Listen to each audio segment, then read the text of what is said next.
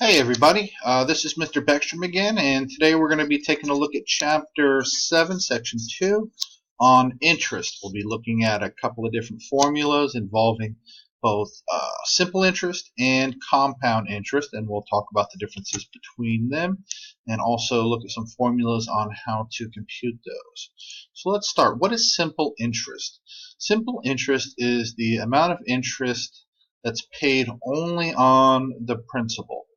The principal is basically the amount that you deposit into your bank account, and if you were getting simple interest, usually they'll do it on an annual rate, and they'll pay interest only on your principal. So if you left it in there for 5 years, they're going to pay you that interest amount just on the principal for that 5-year period. They're not going to do any compounding, which means that they're not going to add the interest and then compute new interest based off of the new amount. So let's see what the formula is. The formula is the interest earned is equal to principal times the interest rate times the time in years. So let's go ahead and take a look at an example here. So let's calculate how much simple interest we'll get under these conditions. So we deposit $1,000, we leave it in there for 5 years, and we have a 6.2 annual interest rate. Now remember, when we convert that percent to a decimal, we have to move the decimal place over 2 to the left. So that will actually, when we're using it in our computation, it'll be 0.062. So try that, and then go ahead and unpause when you're ready. Alright, so the solution is we just plug it into the formula. So the interest earned is the principal times interest rate times the time in years. This was $1,000 times our interest rate, which in decimal form is 0.062, times the number of years, which is 5. We just put it in a calculator and we get $310. So the bank is gonna pay us $310 of simple interest if we leave our $1,000 in there for 5 years. Sound like a great idea? It's debatable. All right, let's see what is computing future value with simple interest. So kind of like what we did before, we found the actual interest they're going to pay us. But to find the future value, we really need to take that interest and add it to the amount that we deposited. Well, there's a one-step formula here for that, and that is A, the future value is equal to the principal times, and in parentheses we have 1 plus the rate times the time in years. So it's pretty similar to our last formula.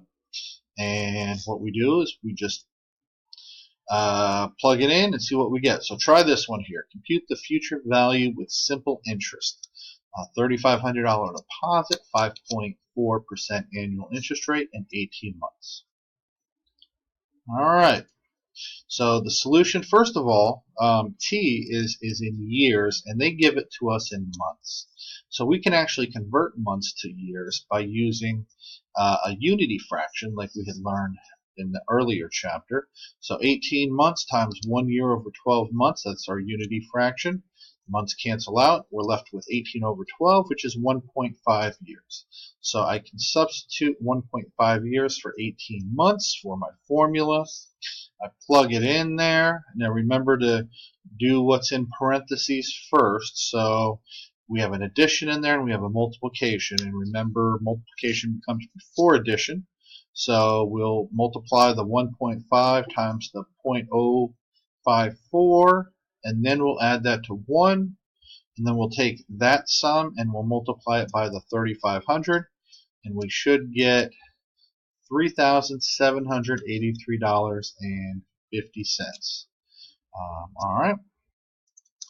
And now let's look at compound interest. So unlike simple interest, compound interest actually takes the interest that we earn and it adds it to the principal. So we're continuously calculating interest on larger and larger principals.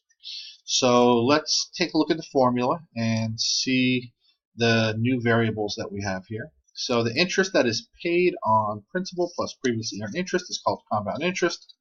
it's going to introduce this term called an N.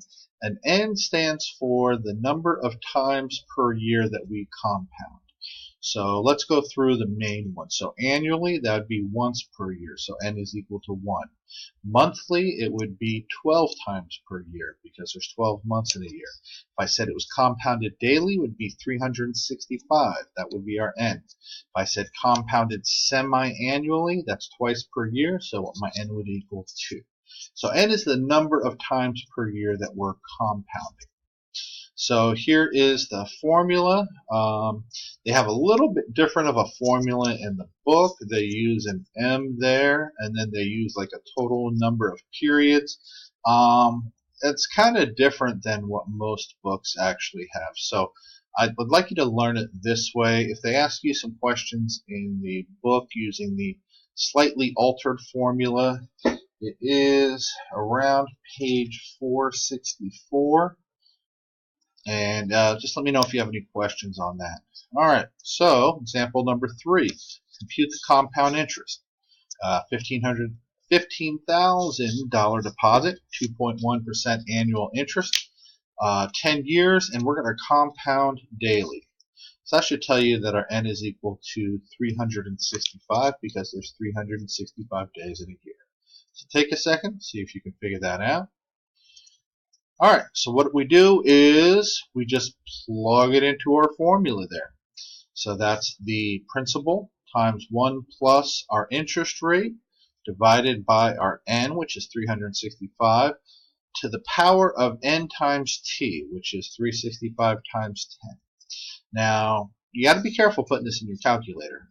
With a graphing or a scientific calculator, usually you can put all this in under one step. Just make sure you have all those parentheses there. To put an exponent, you can use a little caret symbol. Make sure you put the exponent in parentheses as well, so it knows to do that calculation before it applies it to the base. And you should get that correct answer. There might be some tricks to it. Now, if you don't have a graphing or scientific calculator, you're basically going to have to do this in steps based off of the order of operations.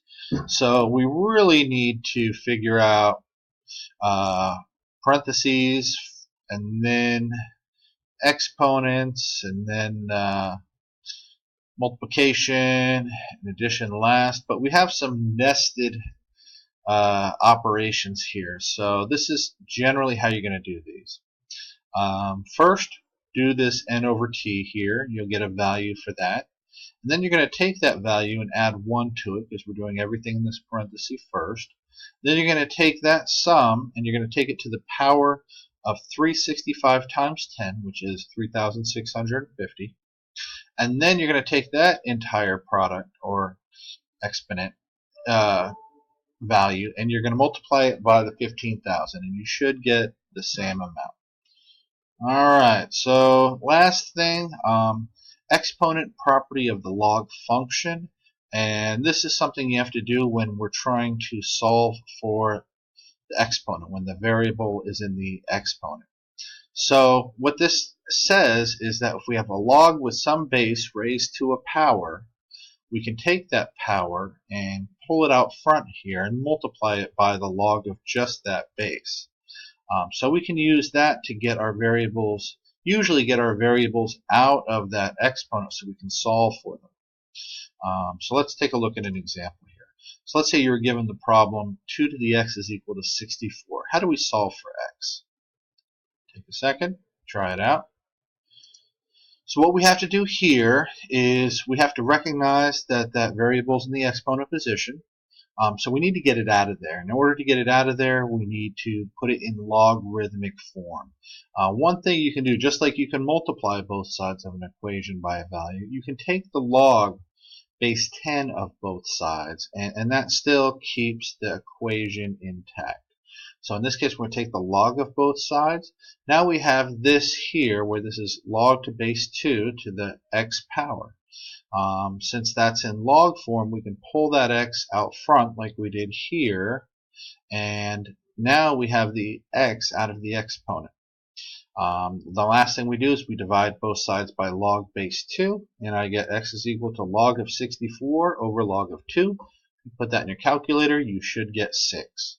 And if you go back up here, it should equal out. So 2 to the 6th power is equal to 64. Alright, try some of these and let me know if you have any questions, and look forward to seeing you the next time. Thank you.